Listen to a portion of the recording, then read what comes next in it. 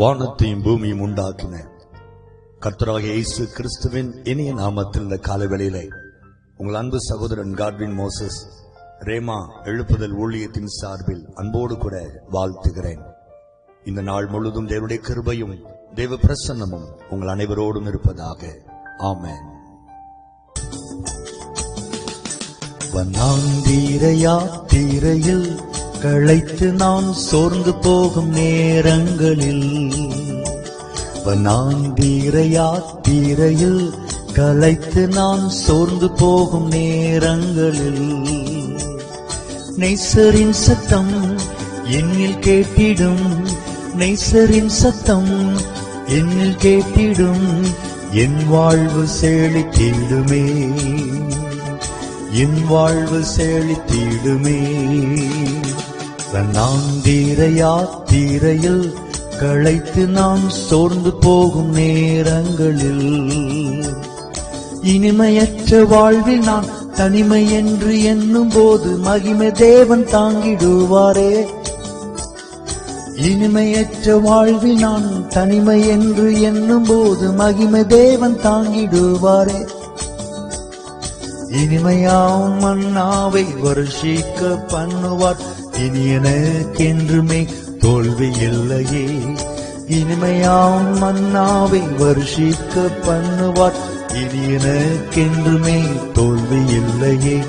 வனாந்தீரையில் களைத்து நான் சோர்ந்து போகும் நேரங்களில், செங்கடல் எதிர்த்து வந்தும் பங்கம் வந்திடாமல் அங்கு பாதை ஒன்று கண்ணில் தெரியுதே. செங்கடல் எதிர்த்து வந்தும் பங்கம் வந்திடாமல் அங்கு பாதை ஒன்று கண்ணில் தெரியுதே. விடுவிப்பார் ஆண்டவர் நல்குவார் புதுபலன், தடுத்திடும் சத்துருக்கள் அழிந்து மாளுவார். விடுவிப்பார் ஆண்டவர் நல்குவார் புதுபலன், தடுத்திடும் சத்துருக்கள் அழிந்து மாளுவார். வனாந்தீரையில் களைத்து நான் சோர்ந்து போகும் நேரங்களில், வனாந்தீரையில் களைத்து நான் சோர்ந்து போகும் நேரங்களில். கர்த்தருடைய பிள்ளைகளே, வேதம் சொல்லுகிறது, தம்முடைய ஜனத்தை வனாந்தரத்தில் நடத்தினவரை துதியுங்கள், அவர் கிருபை என்றும் உள்ளது. பல நேரங்களில் நாம் யோசிக்கிறோம், ஏன் இந்த வனாந்தரமான வாழ்க்கையை கர்த்தர் எனக்கு அனுமதித்தார். வனாந்தரம் என்றால் யாரும் விரும்பாத ஒரு இடம், அது ஒரு பாலைவனத்தை போன்ற இடம், ஒரு ஆசீர்வாதம் இல்லாத ஒரு சூழ்நிலை, எதுவுமே இல்லை என்ற வெறுமையான வாழ்க்கைக்கு அதை அடையாளமாக சொல்லலாம். நிம்மதி இல்லை, சமாதானம் இல்லை, ஆரோக்கியம் இல்லை, பலன் இல்லை, வேலை இல்லை, திருமணம் இல்லை, குழந்தை இல்லை என்று எதையெல்லாம் நாம் இல்லை இல்லை என்று சொல்லுகிறோமோ அது ஒரு வனாந்தரமான அனுபவம் என்பதை நாம் மறந்து போகக்கூடாது. ஆகவே பல நேரத்தில் நாம் சோர்ந்து போகிறோம். நான் ஆண்டவருடைய பிள்ளை, ஏன் எனக்கு இப்படி ஒரு வனாந்தரமான சூழ்நிலையில வறட்சியான ஒரு வாழ்க்கையை ஆண்டவர் எனக்கு அனுமதிக்கிறார் என்று நாம் யோசிக்க கூடும். தெய்வ பிள்ளைகளே, ஆண்டவர் ஒருபோதும் தவறு செய்கிறவர் அல்ல என்பதை நீங்கள் புரிந்து கொள்ள வேண்டும். ஆண்டவருக்கு நம்மை எங்கும் நடத்துவதற்கு உரிமை உண்டு. தாவீது சொல்லுகிறார், என்னை புல்லுள்ள இடங்களில் அவர் மேய்க்கிறார் என்று சொன்னார். அதே தாவீது 63ஆம் சங்கீதத்தில் அவர் சொல்லும் பொழுது, அவர் யூதாவின் வனாந்தரத்தில் நான் இருக்கிறேன் என்று சொல்லுகிறார். வனாந்தர அனுபவத்தையும் கர்த்தர் நமக்கு தருகிறார். புல்வெளியான ஆசீர்வாதமான சூழ்நிலைகளையும் நமக்கு தருகிறார். கர்த்தர் எங்கே நடத்தினாலும் அதிலே ஒரு ஆசீர்வாதம், அதிலே ஒரு நன்மை அடங்கி இருக்கும் என்கிற எண்ணம் நமக்குள் எப்பொழுதும் இருக்க வேண்டும். 5 அப்பம் 2 மீன்களை ஆண்டவர் பல ஆயிரம் ஜனங்களுக்கு பிட்டு கொடுத்த அந்த சம்பவத்தை சற்று நினைத்து பாருங்கள். அது எங்கே நடந்தது? வனாந்தரத்தில் வைத்து நடந்தது. ஒன்றுமில்லாத இடத்தில் இல்லாதவைகளை இருக்கிறவைகளை போல் அழைத்து என் ஆண்டவர் எல்லாரும் சாப்பிட்டு திருப்தி அடைந்து 12 கூடைகள் மீதி எடுக்க வைத்தார் அல்லவா? அதே ஆண்டவர் உங்கள் வனாந்தரமான வாழ்க்கையிலும் ஆசீர்வாதங்களை கட்டளையிட்டு உங்களை திருப்தியாக்கி நீங்கள் போதும் போதும் என்று சொல்லும்படியான நன்மைகளை கொடுத்து உங்கள் வனாந்தரத்தை ஏதேனை போல மாற்ற அவர் வல்லமையுள்ளவராக இருக்கிறார்.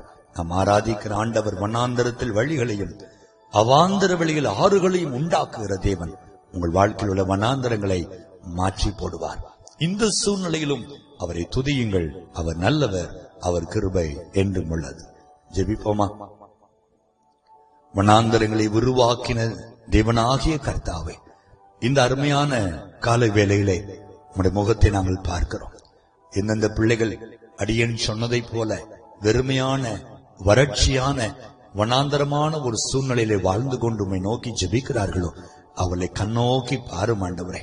அன்றைக்கு இஸ்ரவேல் ஜனங்கள் வனாந்தரத்தில் நடந்த பொழுது என் ஆண்டவர் அவளோடு கூட இருந்து மேக ஸ்தம்பமாய் அக்னி ஸ்தம்பமாய் கூட இருந்து நடத்தினீரே ராஜா. கண்மலையாய் கூடவே இருந்தீரே. ஒவ்வொரு அற்புதங்களை செய்து அதிசயங்களை செய்து உடைய பிள்ளைகளை என் ஆண்டவர் எவ்வளவு அழகாய் நடத்தி வந்தீர். அதே ஆண்டவர் இன்றைக்கும் வனாந்தரமான சூழ்நிலையில் நடக்கிற உடைய அன்பு பிள்ளைகள் ஒவ்வொருவருக்கும் நீர் கூட இருந்து அற்புதங்களை செய்து ஆசீர்வதிப்பீராக ராஜா. இந்த வனாந்தரங்கள் ஏதேனாய் மாறட்டும். இந்த வனாந்தரங்கள் வயல்வெளியாய் மாறட்டும். இப்பொழுது அனுபவிக்கிற வனாந்தரமான சூழ்நிலைகள் செழிப்பான மேடாய் இயேசுவின் நாமத்தில் மாறுவதாக.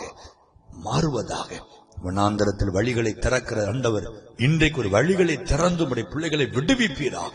ஆசீர்வாதமான செழிப்பான மகிமையான பசும் புல்வெளியிலே உடைய பிள்ளைகளை நடத்தும்படி நான் ஜெபிக்கிறேன் சுவாமி.